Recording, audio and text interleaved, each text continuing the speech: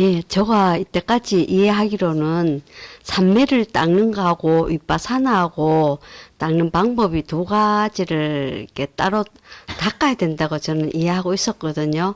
근데 오늘 본문을 들어보면 제가 이해하기로는 산매를 깊이 닦으면 알아차림 그 윗바사나도 저절로 되는 것처럼 저는 그렇게 이해가 됐는데 제가 바르게 이해한 거 맞습니까? 그,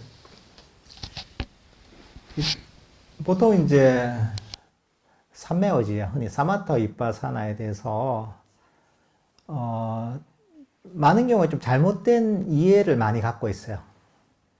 그러니까, 사마타 윗바사나 이 수행이 각각의 별개의 수행이라고 얘기하는 경우가 있거든요. 이게 어떻게 보면 테라바다 수행, 테라바다 전통 중에서도 그 아비담마를 중시한 이런 전통에서는 이제 이 사마타 수행, 위파사나 수행을 별개의 수행으로 보거든요. 그래서 무슨 사마타의 대상이 무슨 개념을 대상으로 하고 뭐 위파사나의 대상은 파라마타, 법이담 이렇게 해서 그 아주 뭐 특이하게 막 설명을 하거든요. 그걸 바탕으로 보통 많이 설명을 하는데 사실 그런 분류법은 우리 부처님의 근본 경전에 나와 있지 않습니다.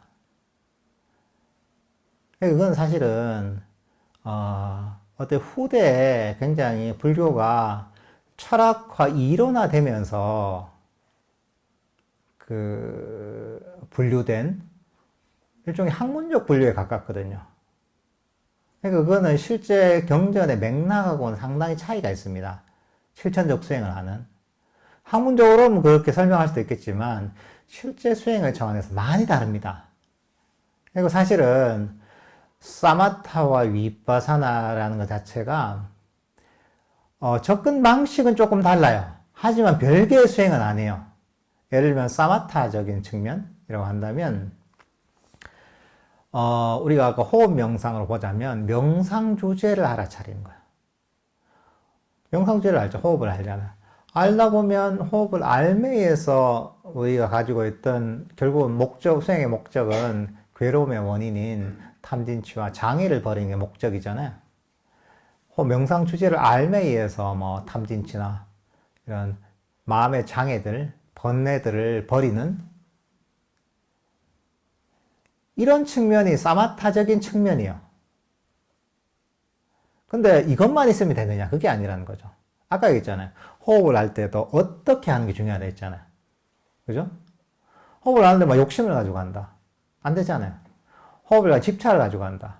더 하는 그런 갈망을 가지고 한다. 불만족을 가지고 알아차릴 수도 있잖아요. 그러니까 여기는 지혜가 필요한 거예요. 윗바사나. 그 윗바사나 지혜적인 측면이에요. 그러니까 아까 얘기했던 호흡을 그냥 안다는 거 이런 것들은 사마타적인 측면이고, 근데 이걸 어떻게 아느냐 했잖아요. 그래. 이걸 만족하면서 알아차리고 놓아버리든 알아차리고 이런 지혜의 측면이 있잖아요. 법을 이해하는 거. 이걸 가지고 지혜의 측면에서 탐진치를 버리는 것. 예를 들면 우리가 뭐 마음속에 생각, 뭐 하나빠나 사태를 하다가 마음속에 어떤 잡념이 날 수가 있잖아요.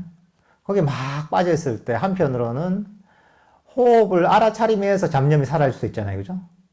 근데 그게 안 되고 거기에 막 휘둘려 있을 때, 생각이라는 게 이게 무상한 것인데, 실체가 없는 것인데, 이렇게 바라보면서 마음속에 일어난 생각이나 잡념을 버릴 수도 있잖아요.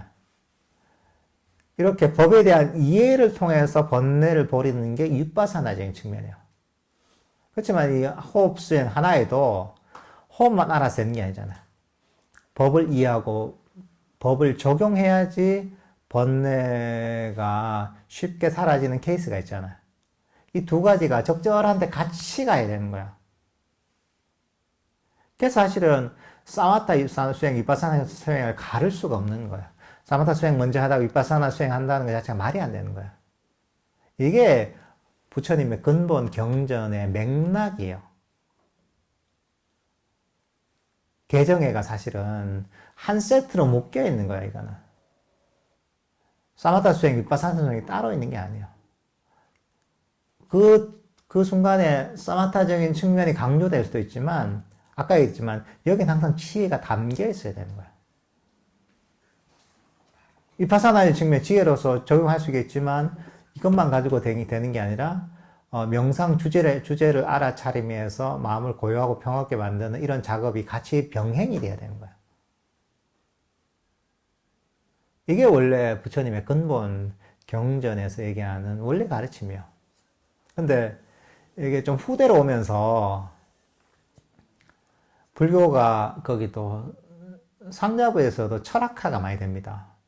대승불교가 보면 불교가 부처님의 근본 가르침이 굉장히 철학화가 되면서 불교가 본질에서 많이 벗어난 측면이 있거든요.